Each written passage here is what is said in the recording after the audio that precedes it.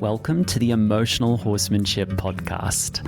I am your host, Lockie Phillips, and I help deeply caring equestrians create emotionally balanced horses with science, empathy, and feel.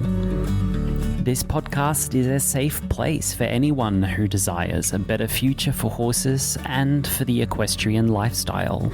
I hope that you will enjoy these solo and collaborative episodes where we enjoy a deep insight into our horses' worlds and ways in which we can make that better for them. If you love horses and are willing to do right by them, you're going to love this podcast. And I thank you for being here.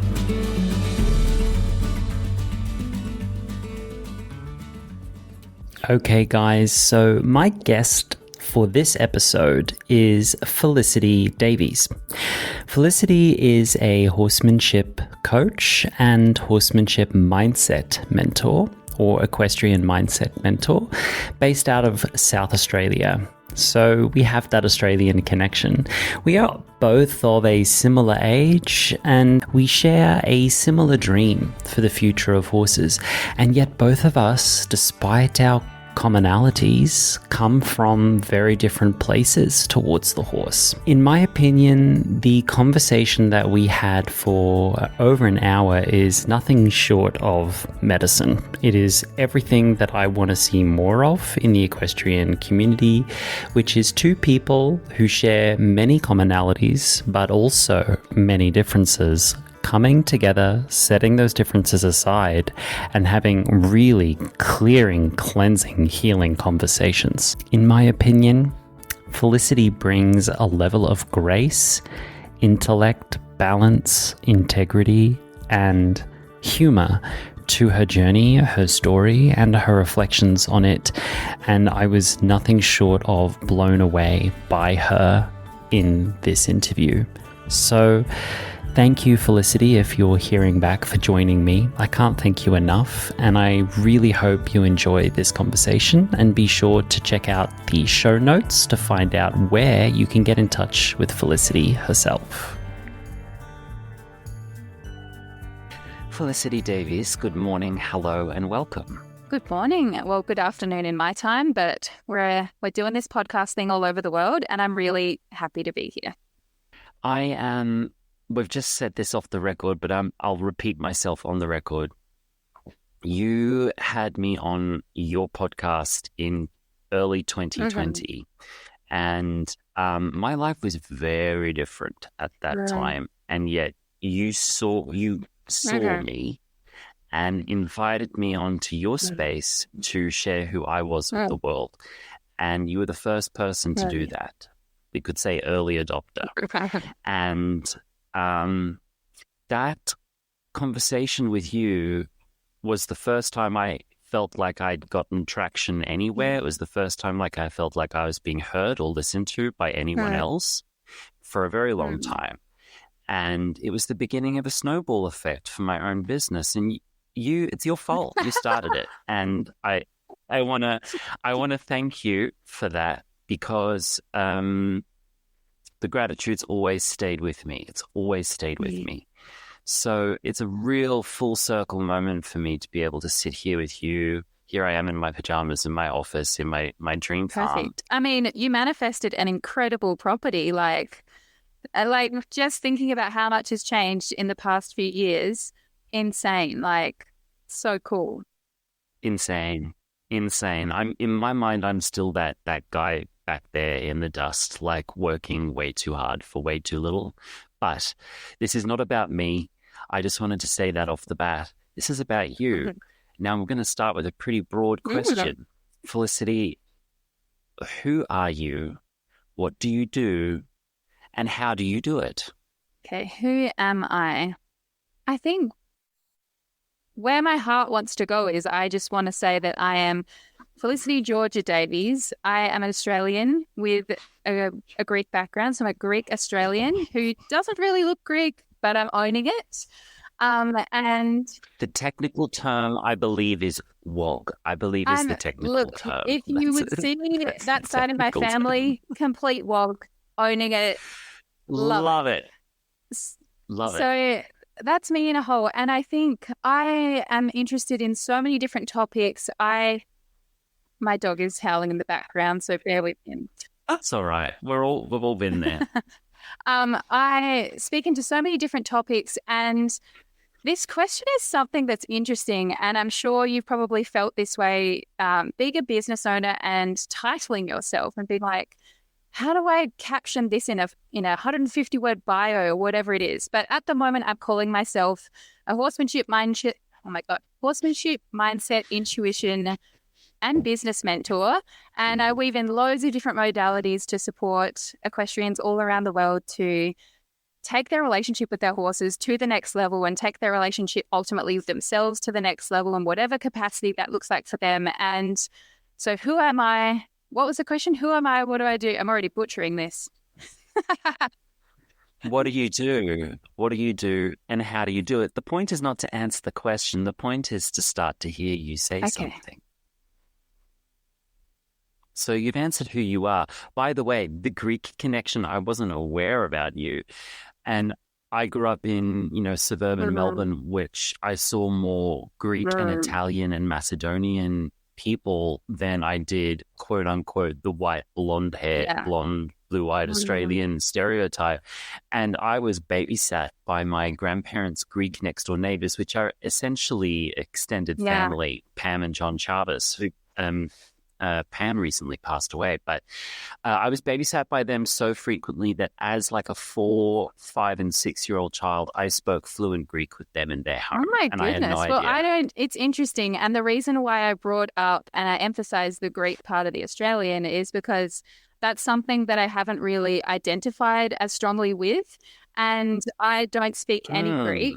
And I have a stronger connection with my dad's side of the family. Not that I don't love my mum's side of the family, the Greek side of the family, but through some deeper ancestral and lineage-based work, there's been a really strong thread around connecting in a deeper way and really owning that part of me, because it does seem like I keep it separate. And it's interesting the patterns that have come from that. But it's just, my friend Shadia, I'll shout her out for helping me piece that together.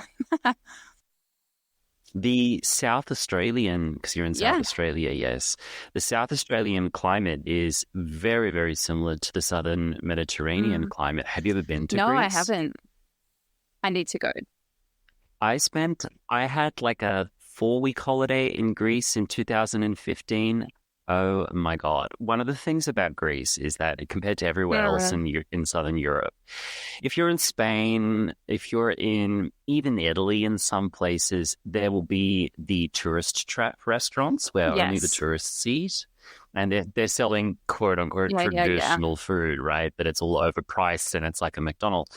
And then you have like the local restaurants where the locals go for the real food, and they're harder to find. In Greece, the locals eat everywhere because the food has integrity everywhere you go. Everywhere you go. There is no tourist trap. Like what they can do with an aubergine is almost unholy. Like I'm telling you, what they can do with an aubergine and yogurt is out of this world. Like I've never seen something. It's beautiful, amazing. Beautiful country. And I was there when the euro crashed and the banks closed down. I was stuck in Monemvasia on the Peloponnese, the southern Peloponnese, when the euro crashed and all the banks shut down. It was quite dramatic. Everyone running around the village on the beach, like saying, "Oh, Greece is, whatever." It was wild. So come to Greece. Yeah, I would love to. Come to Greece if you can. Yeah, and I'd love to do like yes. Even if I could travel and like meet, I know I've got like, I could easily meet connections and family members and things like that over there. I think that would even add to the experience. Like even my uncle and auntie went last year, one of my uncles and aunties, and then there were like videos of them like dancing around, like smashing, like typical Greek, like I can imagine people just like having drinks and having a good time. And anyway, it looks like fun. Yes. So that's who you are. So then what do? You said you're a horsemanship, mindset, intuition, and business coach. Yeah. Right. But before that, who were you? Who am I? What do you mean before that? I'm very literal. So, Before this current iteration of your service, who were you? What did you before do I then? started my business, we'll go back. So, I've got a degree in agricultural science. So I've got a degree in ag science with an honours in animal nutrition. I had 150 sheep as a part of my nutrition study trial. And I had envisaged that I was going to work in the agricultural industry because I went to an agricultural high school and kind of just shooted myself along that journey. I went, I don't really know what I want to do. No. I should pick a safe career. Okay, well, I'm interested in agriculture. I'm interested in animals. I'll just go along that path. And then that led me 4 years later with a Bachelor of Ag Science with honours in animal nutrition. And then from there, I was competing at the time with my horses. And I still didn't really know what I wanted to do. So from a work point of view, I decided, and I was lucky enough to get a gig at a wool manufacturing company in Adelaide, which allowed me to still compete my horses whilst work in the industry that I studied in. And then I was there for about a year and a half, hated it, didn't like it at all, quit, went to an ag recruitment company, didn't like it again, a year later, quit to nothing. And I'm talking and I was very fortunate because at the time I was still living with my parents. My cost of living and paying for my horses was relatively low. So I had the privilege of being able to quit and go to nothing and know that I could get odd jobs here and there to make ends meet. And then I started my own business, making logos and websites and doing some social media work for anyone who would hire me. And I worked at random casual jobs and winged it for about a year. And then I was becoming increasingly uncomfortable with the competition world and how I was working with my horses because I was just noticing things coming into my awareness around, there are people in different disciplines or working with their horses in different ways on social media and their horses look more comfortable.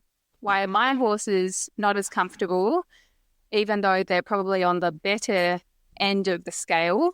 And I wanted to learn how to better prepare them for my competitions because that was my world. I was like, competitions is where it's at. I want to win at these things. I want to go to a nationals and everything in the show horse realm. And I was going along that journey, and then I kept having these, I guess, really big intuitive moments and breakthroughs where I'm just like, okay, they're not happy. And then pieces started coming into the puzzle.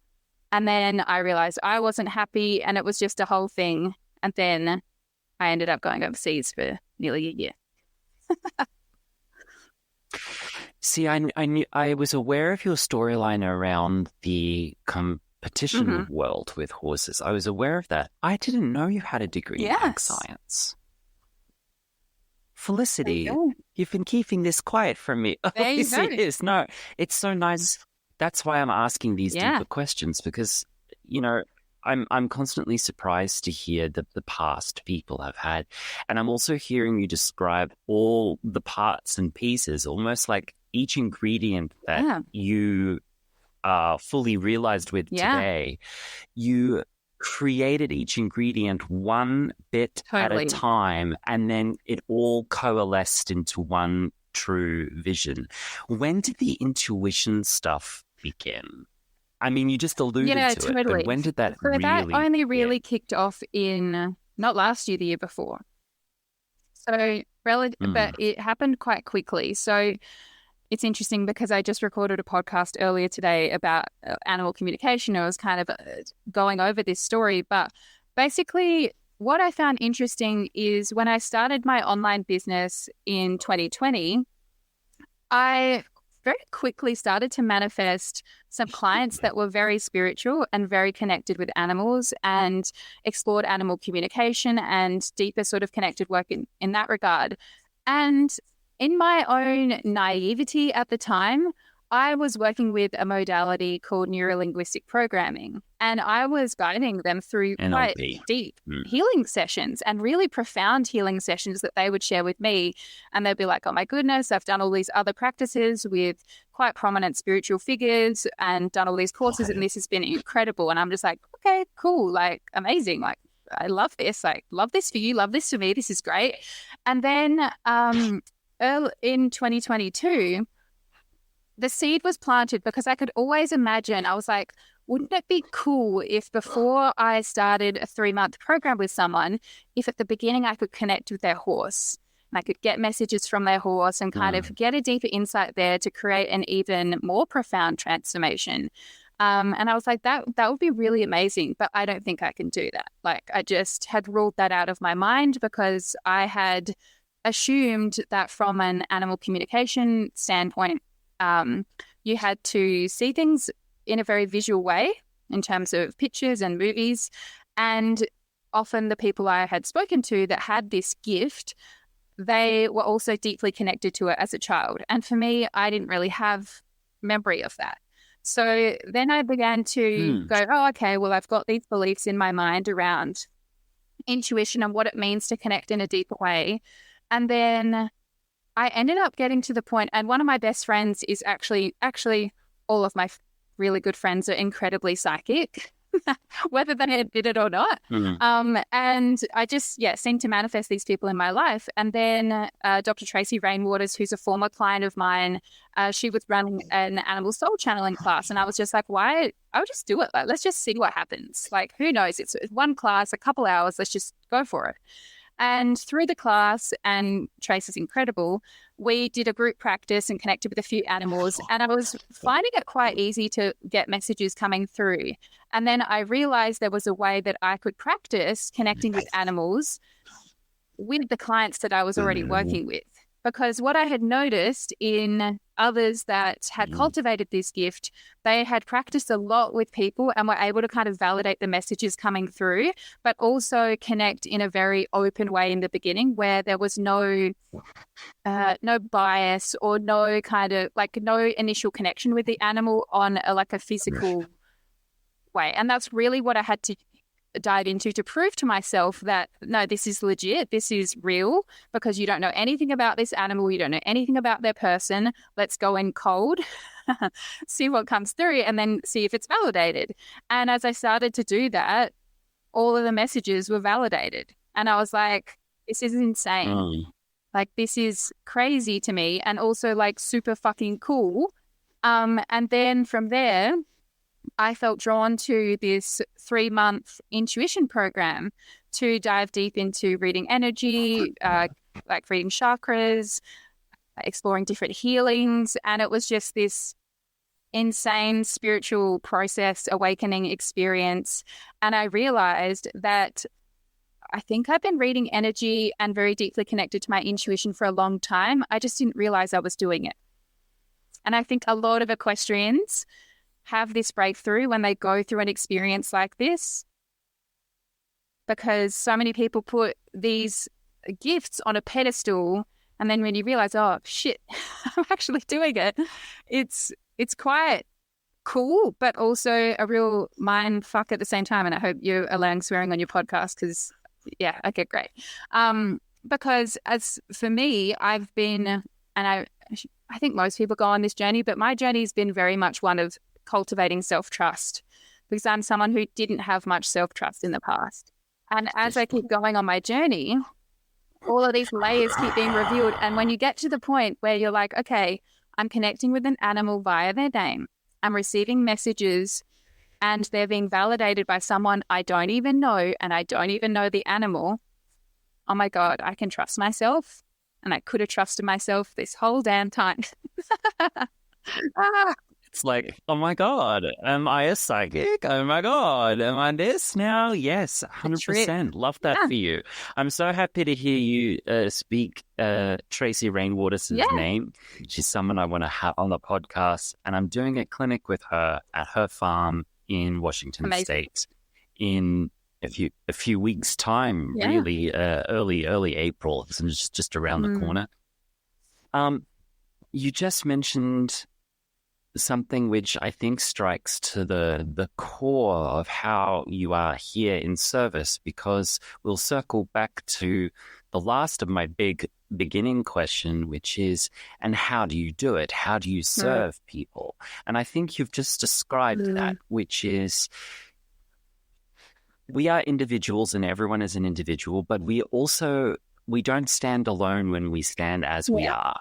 And I'm very, very clear that my identity, though I used to dream of being invisible and disappearing into the mountains and having no public persona. I mean, that's really what my heart aches for, is anonymity and a quiet life. That's what my heart aches for. But I realized how selfish that was, and that if I've got something that can be of value to people other than just myself, it is my duty to share that with the world, to make the world a better place. Maybe not the whole world, but maybe just where I'm at. So that's kind of what I'm doing. I'm being dragged kicking and screaming into this leadership role by people who tell me I should. But as we stand for others, we represent for other people who they are. We become an archetype.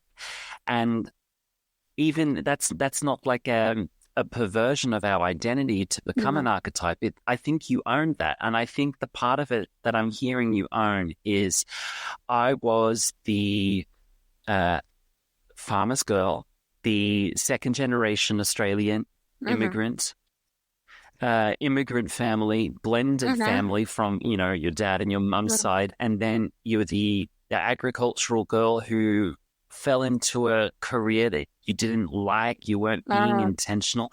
And then you had this awareness around this competition life, which you were all in. You were all in. You had fully drunk the Kool-Aid on that existence, which so many people have, which we're going to get to that in a minute, because it's all disintegrating before our very eyes as we speak, And then you've had this total turnaround, and you represent so many horse people. You represent the archetype of the horse girl that has this realization, and you're doing it with grace, you're doing it with dignity, and you're doing it with some style and some pretty good business chops to boot, which is like a pretty wicked combination. I'm telling you, that's my opinion. That's my opinion of what I see you doing and what I hear, because we share some clients as well. And I've only heard good things about you. And you said that you were the person who didn't trust yourself. And now you do. I wouldn't say completely. Within but the scope that you do. I'm still on the journey. Yeah.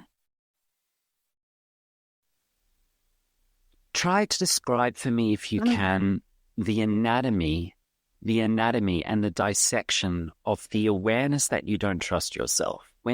How does that begin? How do you gain the awareness that, I don't trust myself and I probably could? How did that start? Or was it an after-the-fact realization? What's the anatomy of that? I think it's been...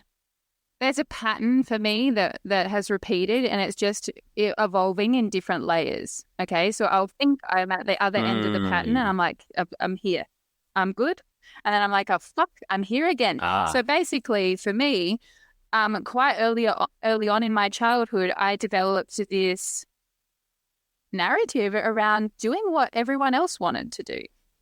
So even a dynamic with a really close friend of mine, I would catch up with her and it would always be like, what do you want to do? I wouldn't ever have my own opinion. I didn't know what I wanted I didn't know what I wanted. I was just afraid of claiming it because I was a bit worried about being let down. And there were some childhood things where that happened. And say that right again. Say that last bit just again, because that was huge what you just said. And I think there'll be people who need to hear you say that again. So I didn't ask for what I wanted because I was afraid of being let down. And I connected this back to childhood patterns. What? So 2 patterns. One, I very clearly remember where a friend of mine, and this actually happened a few times. It's interesting, they're like repeated patterns, where this was really young. We were probably like 5. And there was this boy that me and my friend liked. And we flipped this coin as to who was going to get this boy, right? And So problematic. So how dare you I objectify know. the male Anyway, body, Felicity, at age 5? I don't know where it came from, but it was, and I blame the Yeah, parent, flip a coin for the boy. whatever. Wow. And she would Yeah. always be chosen over me. So there was this dynamic there. Then there was this other situation that happened where my Nana, who I adore and love, she would often take me shopping and we'd go shopping together. It was a beautiful day. And there was no specific occasion. She would want to buy me a gift. And I had created this story from childhood that I remember us being in a bead shop and me being like, I want these beads. And I would always seem to pick the most expensive beads. And then she would redirect me and be like, look, we're not getting these beats today, but you can pick something else, in the most loving, open-hearted way. And in my brain, I went, don't ask for what you want. You won't be able to get it. This then basically was my story through to about probably when I decided to quit that last mainstream job that I had. Because I ended up, I'm going to get a boyfriend because everybody has a boyfriend. And I need a boyfriend to validate me and to fit in. And so I'm going to find someone and then I'm going to stick with them and then I'm going to do whatever they want to do because I don't know what I want to do. Oh, they want to pursue this career and live interstate. Okay, great. Well, you do that. I'm focusing just on my horses, but I don't know anything else about what I want to do. I'm going to do these other things. And it just continued that way, very much shooting on myself from this narrative. And even like last year, I was in a cycle with this as well. And I don't regret any of these phases. Like, it's cool to reflect back on and be like, oh my goodness, like it's so fascinating to see how you can get swept up in the momentum of something else. So even from a business perspective, I've always been like, okay, like I would really love to scale my business and grow my business and continue to do that. And I have done so. I'm like incredibly proud of the impact that I've been able to create and it's amazing. But there was this part of me that probably was a bit greedy and like, let's go bigger. Like, let's fucking take over the world or whatever. I don't know. And there was also this narrative in my head of like, my mission is to help horses become more understood. And then it's like, over time, I've had to shift my relationship with that because it was becoming unhealthy and like a real burden on me of like, I'm only one person.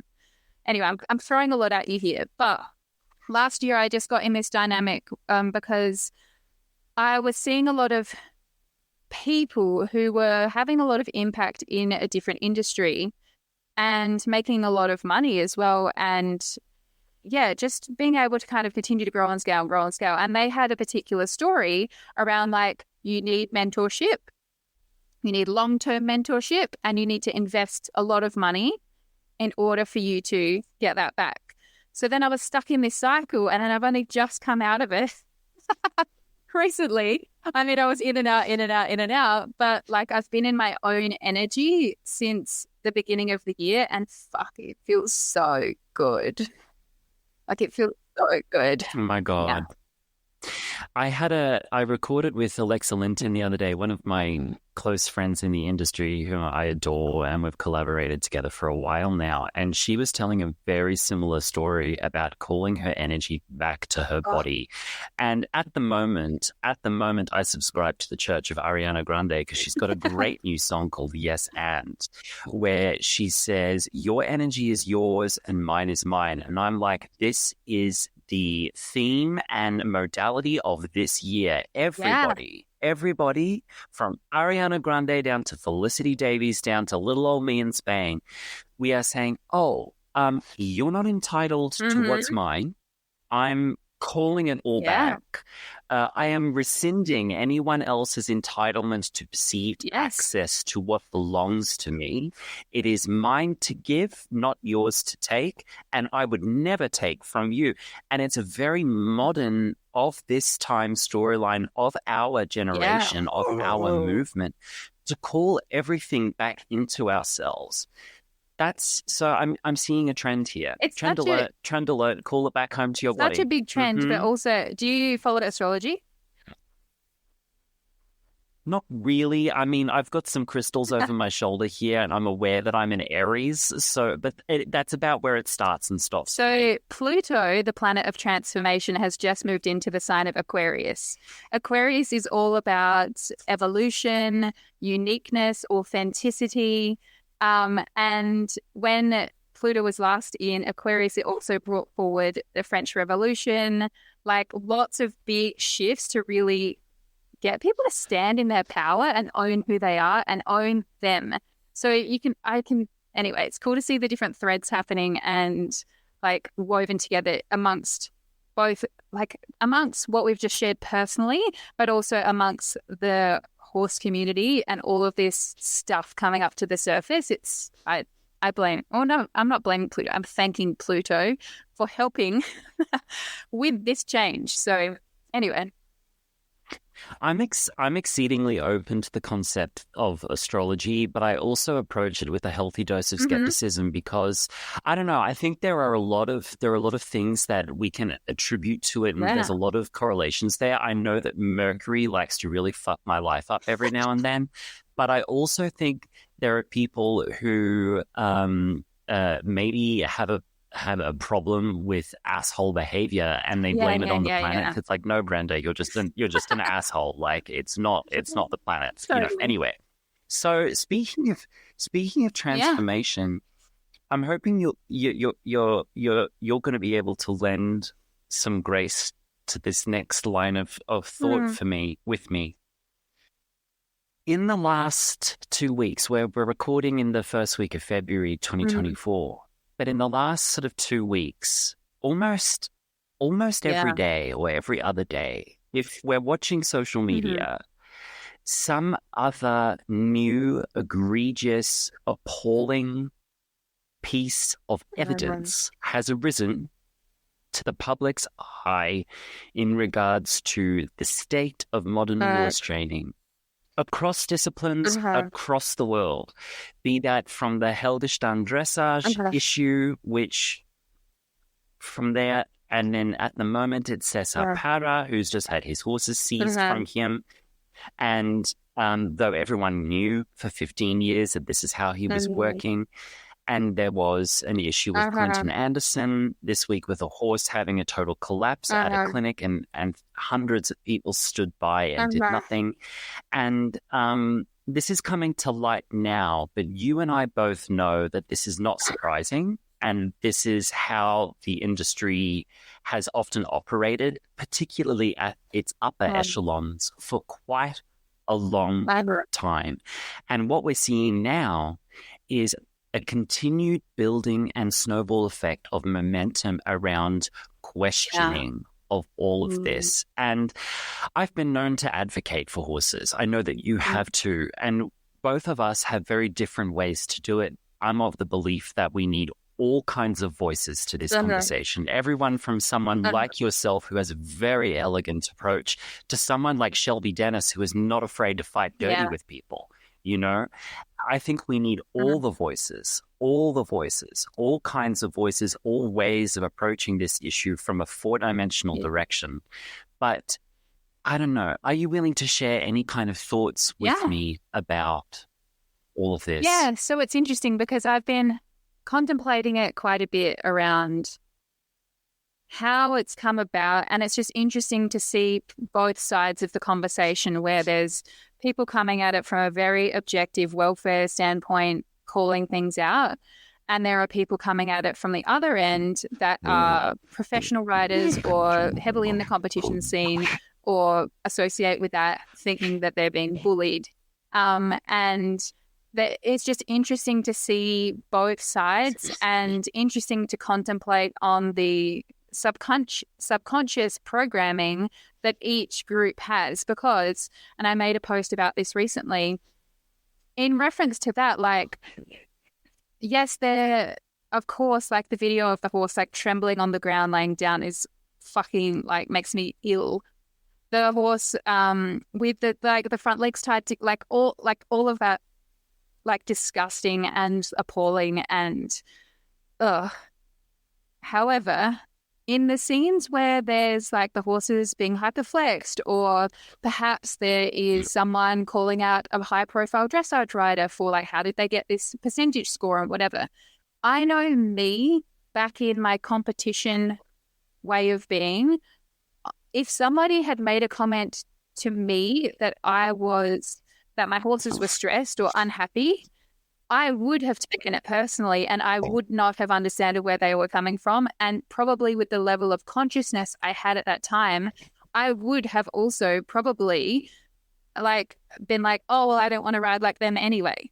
That's how I was. Like, I would have absolutely done that. Wow. Absolutely. Okay, so this is a peek behind the curtain for me, because I'm trying to understand.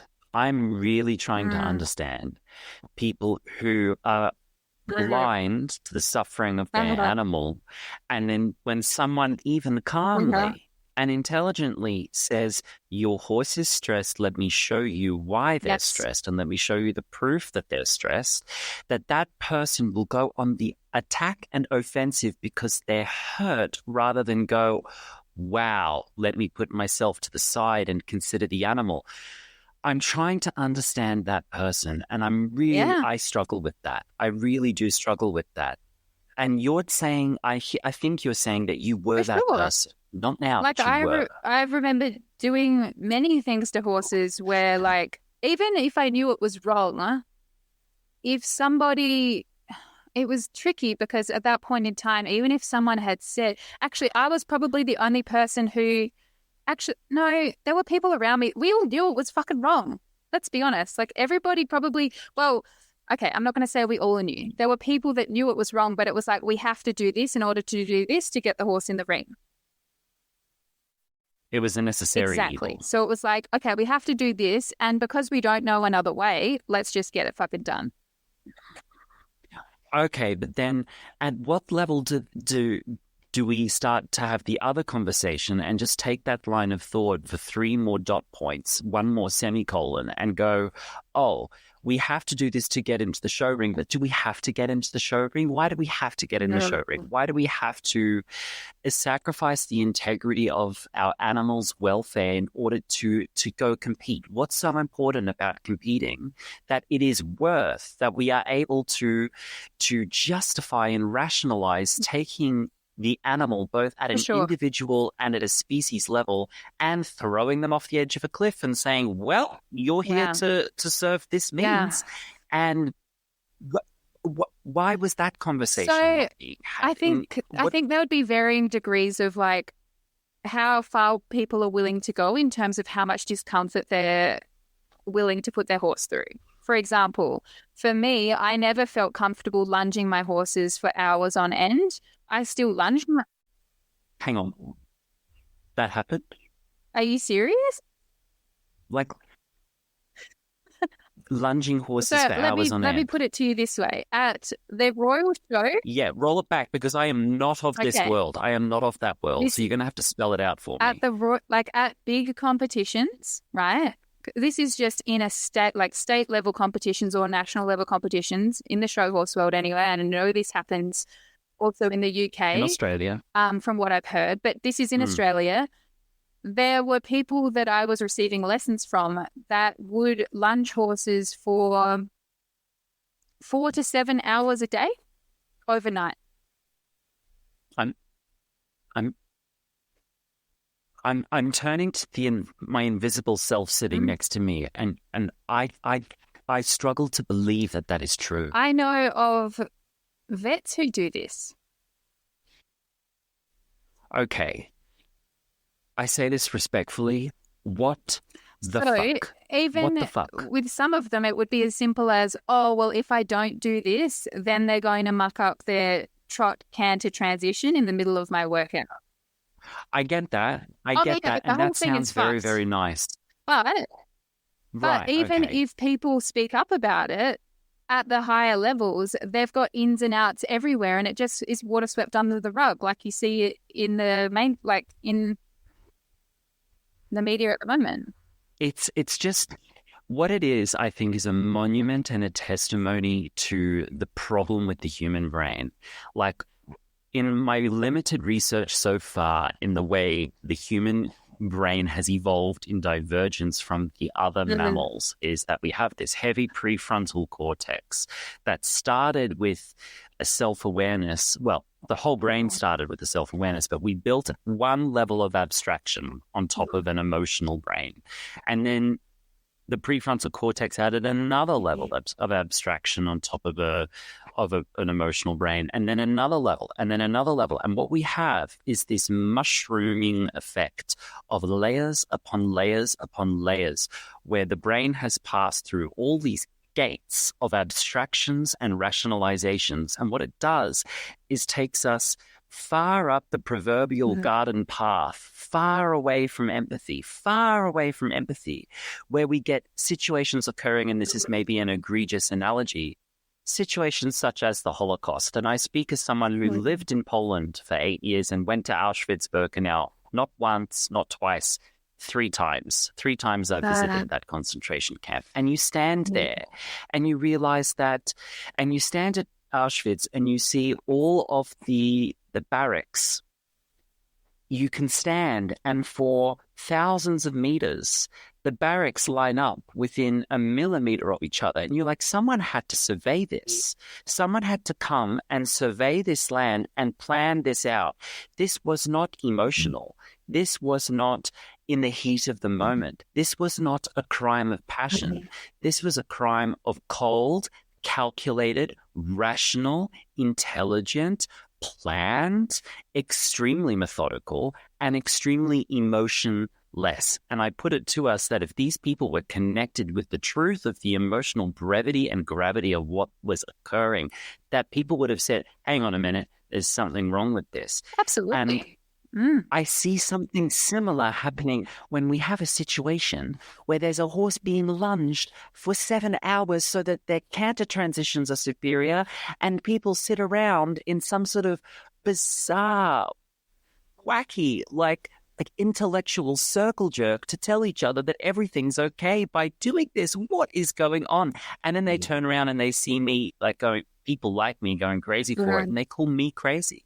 They call me the problem. I know. They call me the problem for being empathic and saying, stop. But all I am doing, and all someone like you are now doing, is it's the emperor's new clothes. We are the kid at the end of the village who says, but the emperor's naked.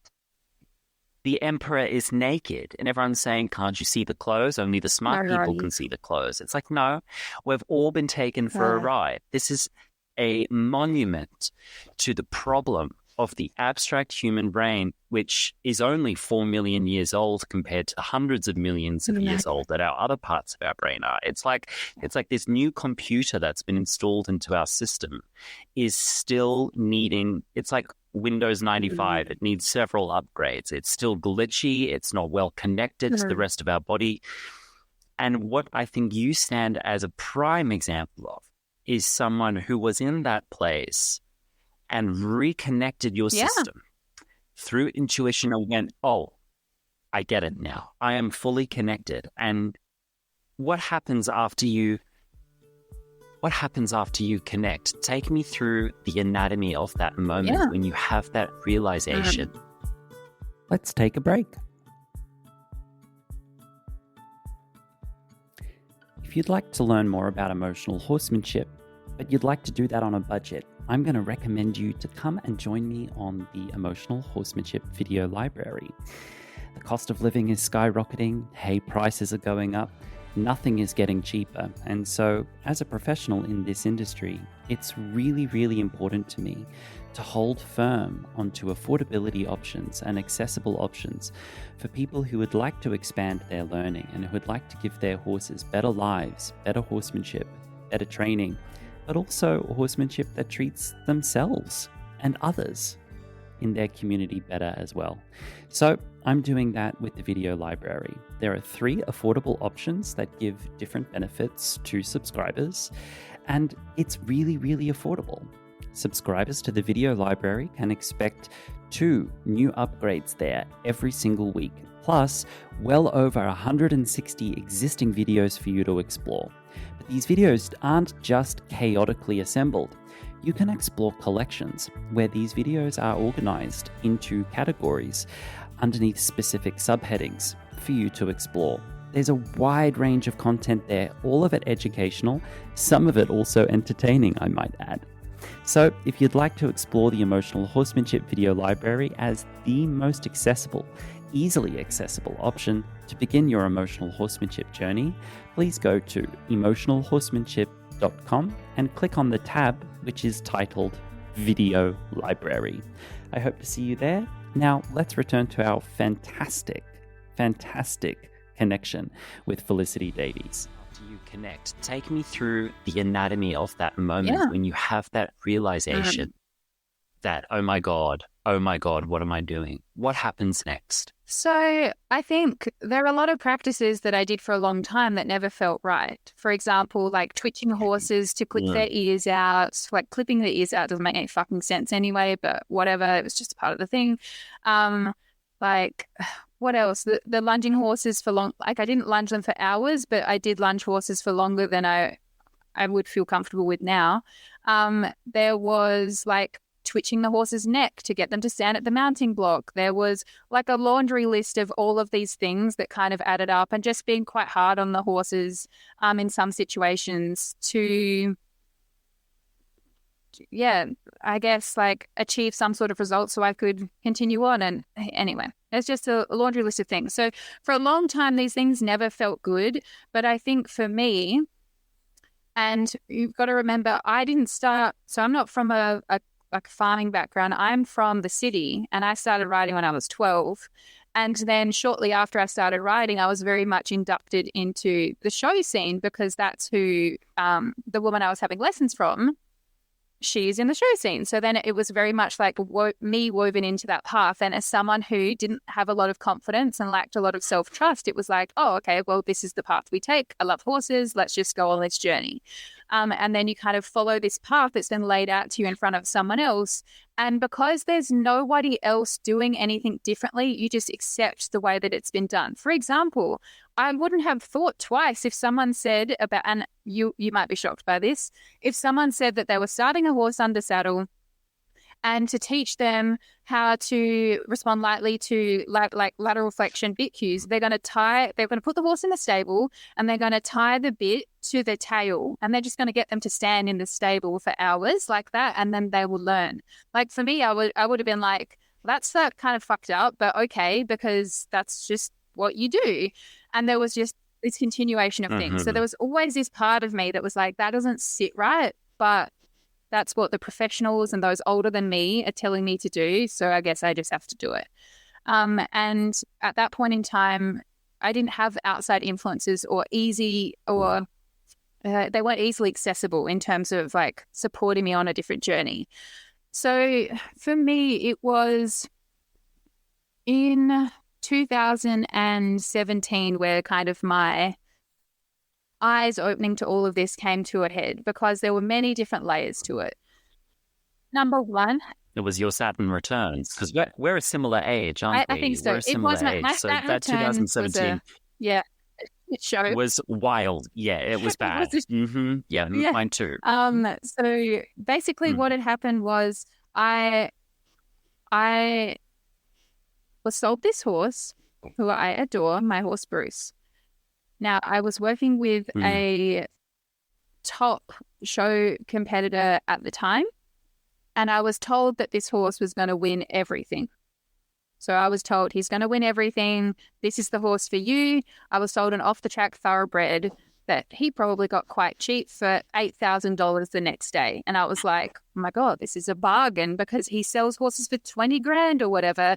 Meanwhile, looking back now, I'm like, what the fuck? Anyway, so I sold this horse, big 17 high, like gentle giant, beautiful soul, paddled right away. And we're like, oh, he has a paddle. And they were like, that will straighten out. No, it fucking doesn't. Like, not that bad. Anyway, so was very much kind of brainwashed into, this is your horse. You want to win at this level. Let's do this. So then every lesson I would have, pretty frequently, it was always just like, you're going to do so great. He's coming so far, like all of this kind of coming into my awareness. So then I started competing him, and early on we had some early success and was feeling pretty good. And then it got to the point where my results started to become very inconsistent. And I also got to the point where a friend of mine started getting into horsemanship, and she was talking about this with me, and I was like, oh, that could be cool. Like, I'd love to better set Bruce up for the Royal Show, because at the Royal Show, it's a bigger environment. There's like often Clydesdales pulling carts and things like that. And I was like, wouldn't it be nice to just at least be able to prep him for something like that without throwing him in the deep end? So then I started to have some horsemanship lessons. And at this point in time, I really struggled to connect with those that were showcasing horsemanship, but still a cowboy, if I was to stereotype them, or like I struggled to connect the dots. Yeah. So anyway, I was like, okay. The costume of it, because there's a costume and an identity and an aesthetics component, which for a lot of people constitutes a reason why they would never. I'm very, very, very aware that because I have worn a wide-brimmed hat, sometimes there are people who will never talk to me. I'm aware of that. And when I used to teach lessons, before I was more honest about myself as a service provider, before I was more honest about who I am as a service provider, I used to teach lessons in a whole variety of locations. And in some locations, I'd show up wearing a baseball cap and jobbers. And in some locations, I would choose a white brim hat and jeans, because I knew that doing the same thing in a different costume would constitute a totally different response from the people. I knew that. That wasn't my conditioning, but I knew it was theirs. And so who am I to try and reinvent the wheel for them? You know, so anyway, sorry to interrupt you. You're good. So yeah, I was still struggling to make these connections as to like, okay, how is this going to help me in the ring? Because I want to prepare him for the ring. And at the time I was like, I don't want to spend months on the ground and stop riding. How am I going to blend both together? Because I've got this show in 3 months and let's go, kind of thing. So anyway, I started having these horsemanship lessons, and at the time, I learned a few things from this guy, but he was still much, like looking back now, handled my horse in a much firmer way than I would do now.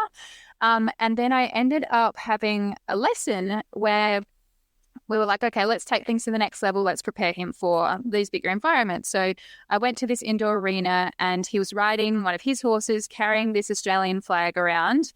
And I don't think the concept of shaping was very well thought out. It was very much a flooding environment. And whilst my horse coped, because I could ride him through anything, he would hold it together, but he wasn't comfortable. He was just like, oh, he's fine, kind of thing. In his kind of zone of thought, he was fine. And I had also troubles with my horse rushing off of the back of the float or the trailer, and he was just like, oh, he's a big horse, like practice backing him down hills or something like that. And there was another thing, I had trouble catching him. So I remember after this particular lesson, this guy was telling me it's fine, and in my head I'm like, this is fucking not fine. My horse is not comfortable with just this scene here, like this is not okay. And then I remember speaking to my friend who was further along her horsemanship path, and I mentioned about him being hard to catch, especially if the trailer would come out, and especially before a lesson when he would see me wearing more like lesson clothes, like he knew it was coming. He was like, oh, heck, here she's coming. And she just said, well, maybe he doesn't like you. And it fucking cut me. Oh. It cut me. And then she said, like, and then she went on to say, like, maybe he doesn't like what you're doing with him. And it cut me at that time because I knew it was true. So that was my moment of being like, existential crisis. What the fuck do I do now? I've committed to this show in however many months. I'm on this journey. Competing's my life. I hate my job. I'm in this long distance relationship. Competing is my life. What do I do now? And then I decided to pretend like I didn't know this. And I kept going. And because the guilt and the shame to sit with that was too uncomfortable. So I decided to be like, I'm going to turn a blind eye and I'm going to continue because this is too uncomfortable and other people are doing it. So this is fine. And I can't see how the dots will connect. So I'm just going to disassociate from this and keep going. So then I kept going, and like compared to other horses, he handled himself great, but I knew that he was still stressed to the point where like my method of supporting him through a difficult situation was, I remember getting to the Royal Show, he was really hot, really over threshold. And I was like, get me the saddle and bridle as fast as possible. He needs to canter. So I would just get on and I would canter. And this is like a big 17 hand, like well conditioned horse, like full of energy. And thankfully, for some reason, he didn't kill me. And I would just get on and canter, and then he would be fine. Meanwhile, he'd go off his feed, like all of this other list of things. Anyway, so then it got to the point where I was continuing to compete, and my competition results started to be very inconsistent, which fucked with my head because my self-worth was placed in the judge's hands. So then that was crumbling, all while I could see, I couldn't hide anymore. I could see that he actually wasn't happy. And I was trying to learn more about helping him whilst trying to compete, and that was crumbling. So it was just this coinciding event of being like, fuck this. I got to the point where I was at one show and I was like, why are we doing this? He's not happy. I'm not happy. I'm leaving most shows crying because one minute I'm winning and the next minute I'm losing, and a lame horse is beating me, and I don't even know what fuck's happening. My dad wouldn't even come to the competitions because he's like, I don't understand why you're doing it, and it doesn't make sense, and you're upset whenever you come back. Like, what's the point of this? Good one, Dad. Yeah. Good one, Dad. So yeah, that was my meltdown. Good one, Dad. What you just described is, in retrospect, describing the house of cards coming crumbling down. And it's something I spent yesterday discussing even with my clients, and we're far removed from that world. But it's a human tendency to want to set up shop, build a home on quicksand, on an unstable foundation, that we are living in an age obsessed with aesthetics and the way it looks and the way it is perceived by others, but fundamentally lacking this internal foundation with which strong, secure attachments are formed, with which real progress and real learning and real understanding is coming from. It springs from a place of incredible stability of internal self, an incredible strength that nobody can see, nobody can judge, and is not up for debate at all. And that kind of quiet, deep, silent, invisible foundation is thoroughly unfashionable and impossible to condition behaviorally. It's impossible to judge because it's not up for judgment. It exists outside the world of judgment, and because it belongs to each person individually. And I did a 3-month group coaching program last year, and I called it Homecoming, where I taught emotional horsemanship, intermediate groundwork techniques. And I called it Homecoming because everyone's on a learning journey. But the problem with learning journeys is, do you need to take this journey? Not all journeys need to be taken. And I hear you saying that, you went on this journey with this instructor because there was no other examples in your location. So you just went on this journey. It's like, but this was probably a journey to Mount Doom that you didn't need to take. And if you had had other examples at that time, other role models at that time who said, you can have like all of these achievements and you can do all this stuff with horses, but it can come from this secure place of home, of feeling at home with your horse and secure in yourself. Let's start there and build from there so that we don't have to be building this house of cards that comes crumbling down around your ears, because ultimately the horses pay the ultimate price. And our nervous systems as well are frayed for a long time afterwards. Would you say that you managed to recoup and recover your nervous system from this collapse situation?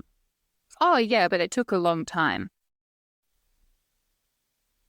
How long did that take? I'm asking for a friend. This is pure, I'm just interested on how long that took. I think it just depends on the levels. So basically, like you were talking about, I'll just give some more context to the story, because for me, trying to find a role, like this horsemanship clinician at the time, like looking back now, I can see it was a very flooding environment and I didn't have that many lessons. There were some pieces that did feel inspiring in terms of seeing the horses respond in a very light, harmonious way on the ground, but there were elements that I also didn't like, especially looking back now. But then what really helped me see that there was another possibility for me was when I saw the TARP performances that Will Rogers and Anna were doing with the horses, which is ultimately what led me to go overseas. So that was powerful for me because it showed me I can compete and I can help prepare them for the competitions. I don't have to give something up, because everybody else that I followed that looked like they were doing really cool stuff with their horses, be it at Liberty or whatever, I felt like I had to give something up in order to achieve that. And at that point in time, my self-worth was so tied to the competition results, I didn't feel like I could have that. And in terms... Oh, Felicity, what you just said is medicine, because that is the crux of the issue. That is probably the crux of the issue. Why we haven't seen broader spectrum change is people have attached their self-worth to this system, which is inherently a house of cards, inherently a house of mirrors. And the other role models out there are asking them to give up too much. This is why I've tried to encourage as many of my advocacy friends as possible to please start teaching riding again, because you hate it. How do you know you're qualified to teach riding if you've got deep misgivings about riding? That's when you know you're qualified. I want to see people who think riding is the be-all and end-all teaching groundwork. And I want to see people who have deep misgivings about riding teaching riding, because that's how we arrive at a balanced conclusion, in my view. But what you just described there, that is the medicine. That is the issue. Yeah. Do you see a resolution? I think for people? I do, but it's interesting because I asked on my Instagram stories the other day about what was the moment, like who inspired different people in my community. Who inspired you to do things differently? What was that? Because I was contemplating this with a friend about, there's a lot of, especially once you're already in the horsemanship world, you can see some very polarizing posts, some very blunt posts. And I agree in terms of a wide range of voices are needed. However, from what I've noticed in myself and with clients and with everyone that shared on this, every person that they put down, aside from their horse who helped prompt them on this change and do things differently, they were always people that were showcasing the possibility. They weren't necessarily pointing out what was wrong. They were showcasing a desire. And then they were planting the seed of this is what's possible. So it's the people that have an Instagram reel and they're showcasing bridleless riding and they're cantering. Like, for some people, that's like a hugely eye-opening thing of like, holy shit, like you can do this. Like, I remember when I saw Will just like waving a flag around the horse, I was like, I could never do that with my horses, because like he would freak out. Like, how the fuck do you do that? How do you do that with a tuck? Like, wow. Like, and now I know more about like breaking it all down. I can put all the pieces together. But even so that some of the names mentioned were Mustang Maddie, Kathy Sierra. There was, who else was on the list that people gave me? Warwick Schiller. There was just this wide range of people, and I didn't get that many results coming through, but it was cool to have a deeper conversation and see the deeper threads. And it was also cool, and I love this one so much, and I hope everyone who listens to this podcast takes this away, especially if you keep your horse at a barn or amongst like people that aren't perhaps on this journey. There was one woman who shared about how her horse was going through some stuff, and then there was this one woman at her barn that they labeled the crazy lady who did Liberty with her horse. And then she eventually like went to this woman and sought additional help from her when she knew she needed it. So I was like, that's so cool, because you just don't know the impact that you're having amongst others. And yeah, it's just a journey. But I definitely think that there is a lot of promise and a lot of scope for change, but I think it's going to come from the bottom up. I agree with you there very much. Yeah. We cannot expect the elites and the upper echelons to lead this change. It's going to be a grassroots movement, 100%. You know, often I'll look at these examples of people who are showing very, very obviously and outwardly through the horse's behavior what the other possibilities are, such as bridleless riding, and I've partaken in that. You know, I can ride my horse bridleless as well. We can do all these things, and that's very, very important. But for me, I see that as a stepping stone, because you and I both know that through conditioning, everything is possible.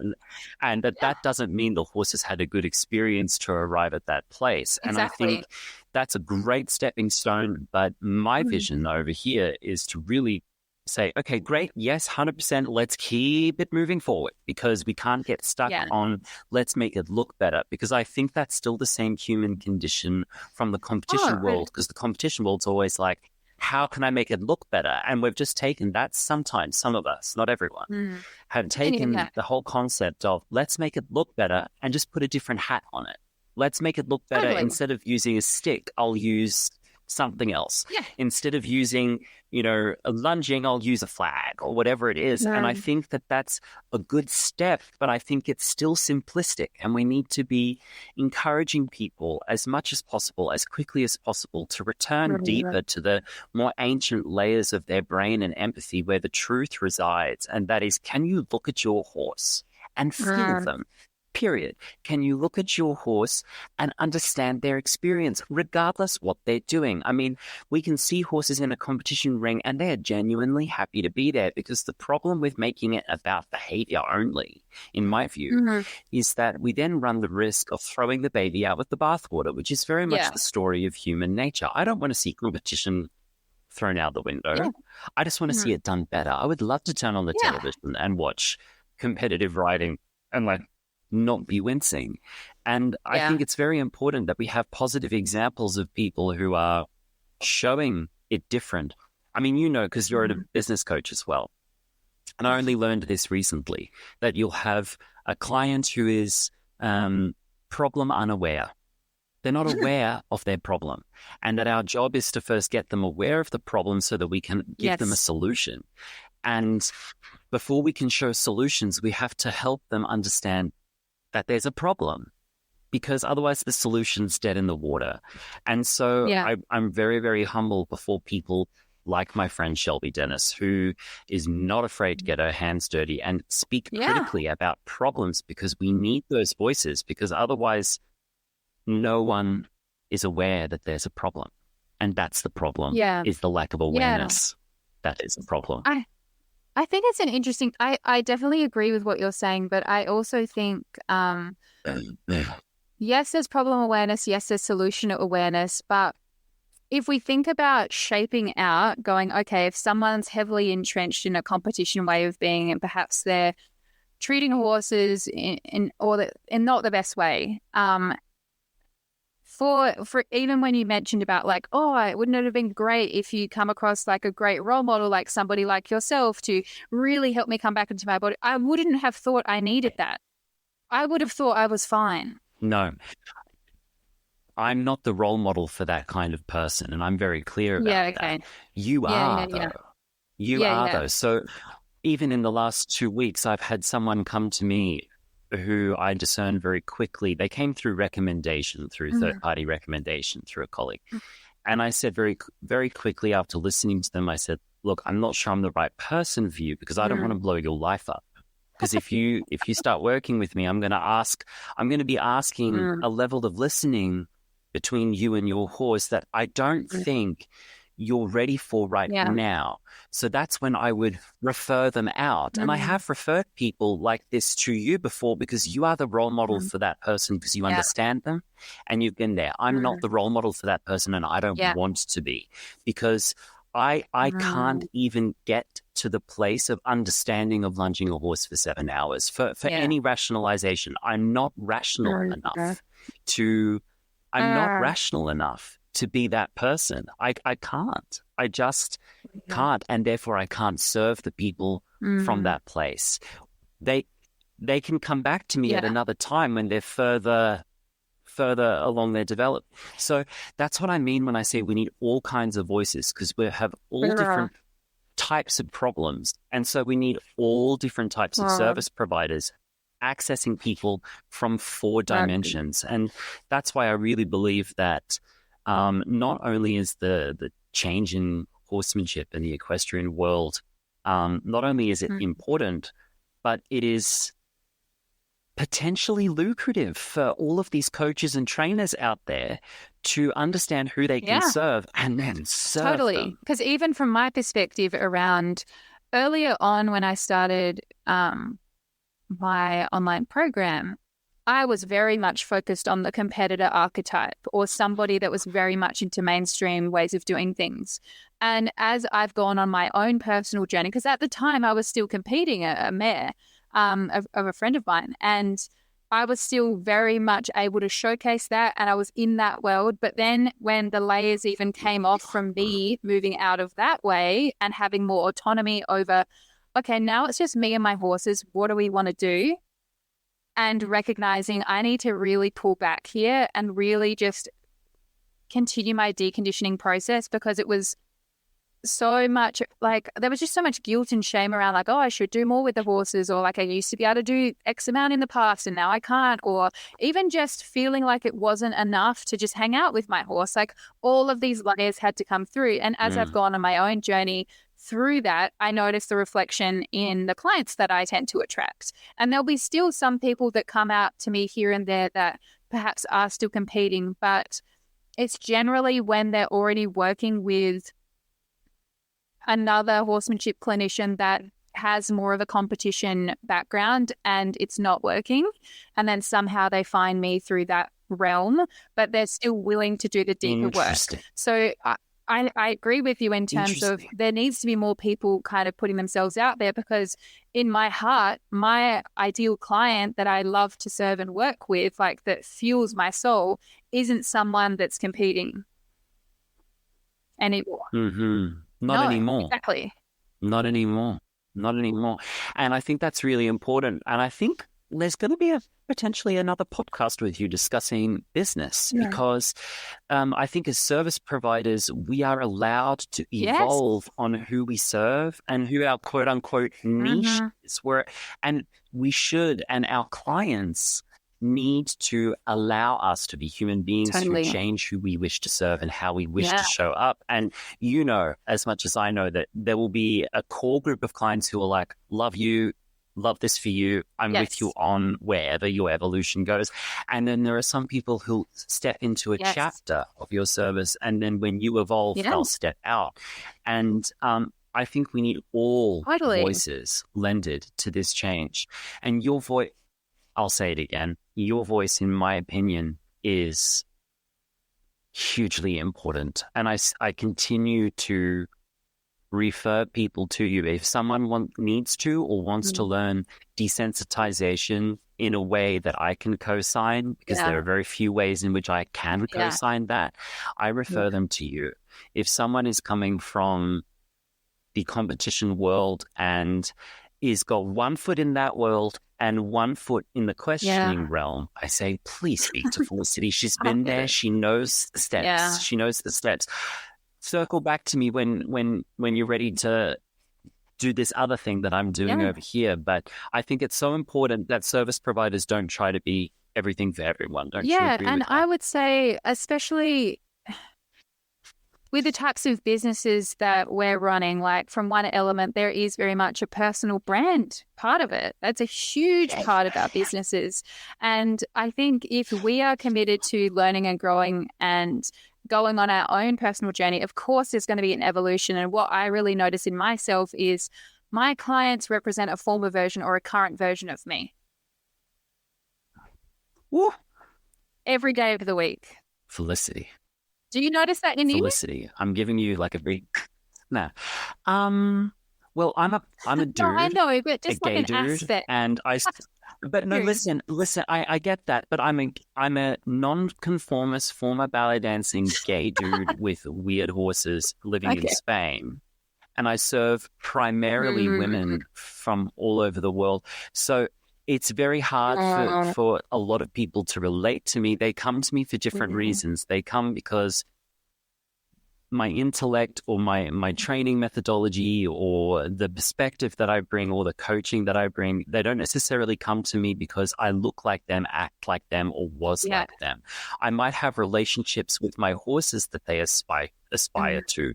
But even then, I've got people who are interested in doing wildly different things with their horses. I have a lot of clients who had non-ridden relationships. I have clients who came out of the closet with me and said, I want to do energetic work. And I'm like, great, let's do that. I can do energetic medicine sessions all day with your horses. And I have people who say, I want to return to riding this year. I have people who are doing colt starting with me. So I really serve a broad spectrum. My point of view is care deeply about the horse, period. So yes, all of my clients, if they reflect me in any way, it is care deeply about the horse. That alone rules out someone who has the propensity to lunge a horse for 7 hours. That rules them out. It just does.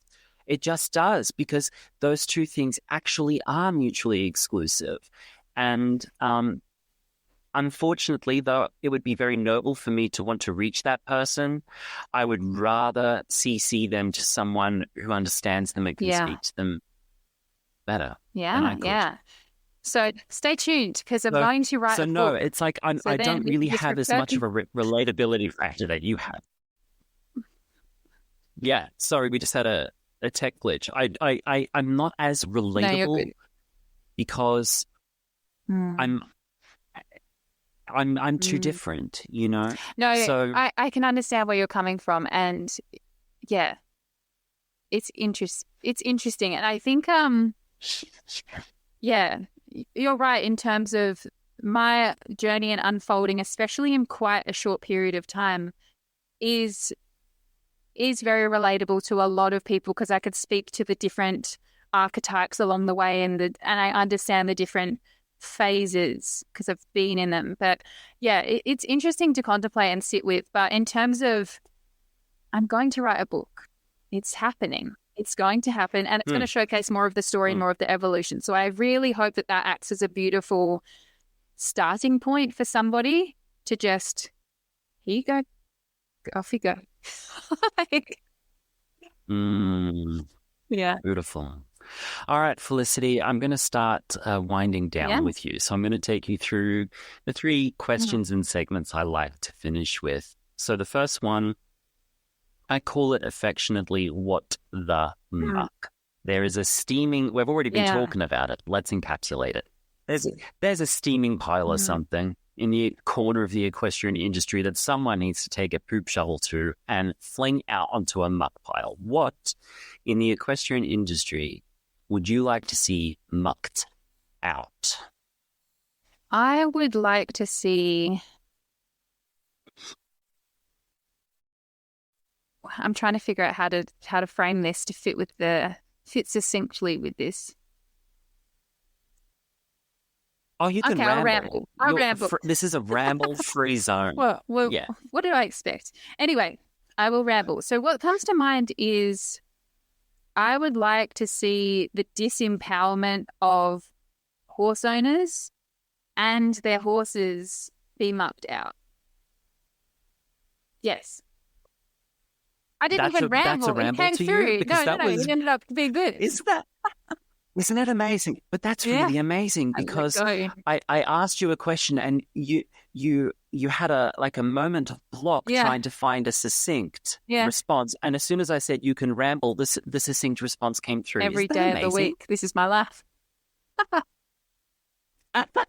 No, but again, that'll be relatable to people, that sometimes the responsibility on the shoulders to perform with an answer requires the permission to be imperfect so that you can perform. Totally. And even I notice through attracting clients that are very similar to me, that literalness of that perfectionistic part that wants to respond in a cohesive way, that's got it kind of organized, and that part of me that goes, for example, at the beginning of the podcast, if you had added in, this is just from my own perspective, you'd added in your first question and then said, take as long as you want, we've got all day. Or if you'd said keep it concise because then we can move on to other questions, I would have been like, oh, okay. Now I know whether I'm giving a long version or a short version or whatever. So it's interesting. But I don't do that with people, because I want to see what comes through naturally. And I don't run a high control environment, and I'm not a micromanager. You see?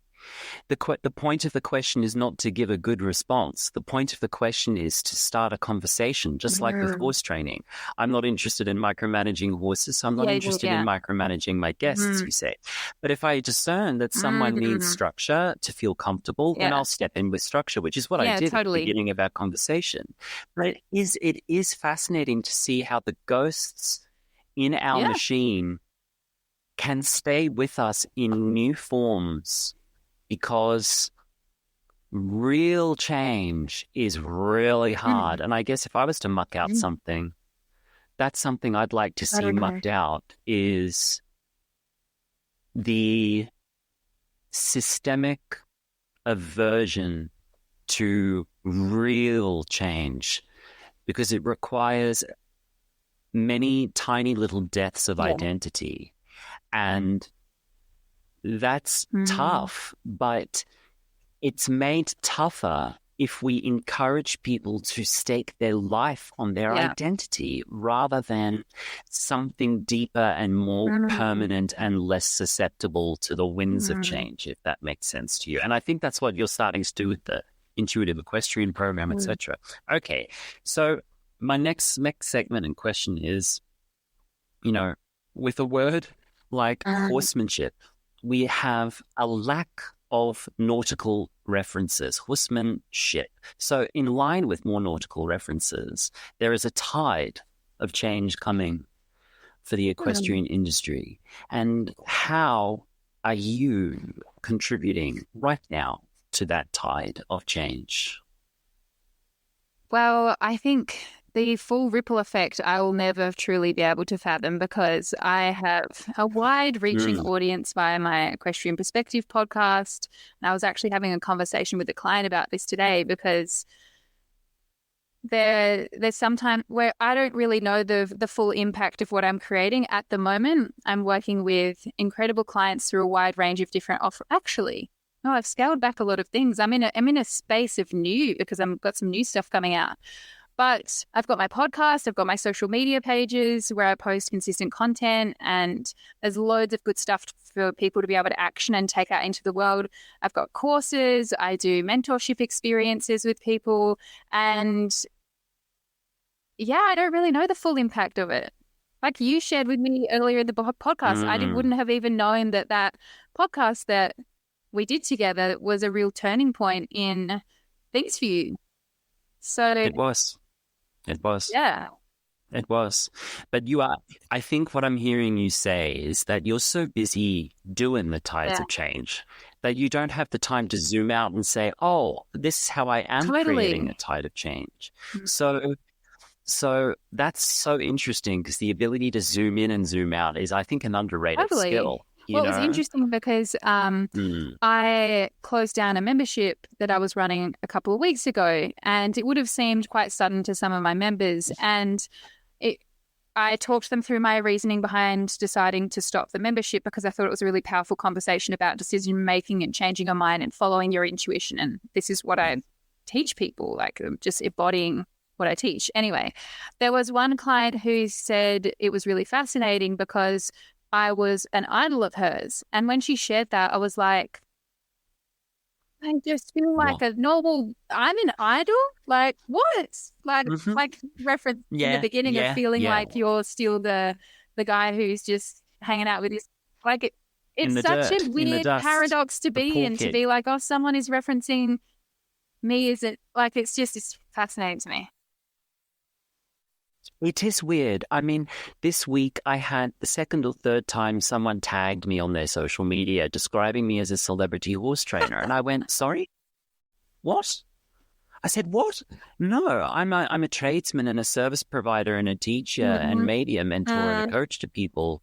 But I don't see myself as a celebrity. If I've got traction, great, and that's a means to an end so that I can pay my bills. But it's weird that when you're so busy doing the work, that often we as service providers are the last people to have perspective on who we are and what we do, because we're so busy being of service to others. And I think when you form really like deep, close relationships with your clients, and you're very like there's still the element of you're playing, like you're in this authority figure role, but there's still an element of like deep care and connection and everything. And it's a weird spot to be in, to zoom out and be like, I don't even know.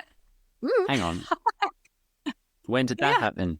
Yeah, I so agree with you. Someone once told me early on, they said, your clients will become your friends much faster than your friends will become your clients. And that's always stuck with me. That's always stuck with me. Have you found that to be true? Yeah, but that doesn't surprise me, because I feel like from an energetic standpoint, and it was interesting because I had an experience last year where a mentor of mine from a business perspective, she very much wanted to cultivate a friend dynamic with her clients. And I found it really, the way that she was going about it, I found it kind of ungrounding. And like I didn't feel as safe in the space because she was divulging into more like personal things that she was going through. And I didn't really know like, what can I ask her? What can't I ask her in different settings? It was just a really interesting dynamic to move through. So yeah, I think if, and even to this day, if I've got a friend who I know I could help, I will more than likely refer them to somebody else, because I think they're going to get a more powerful change out of that dynamic, because it's going to land. I see. Yeah. I see.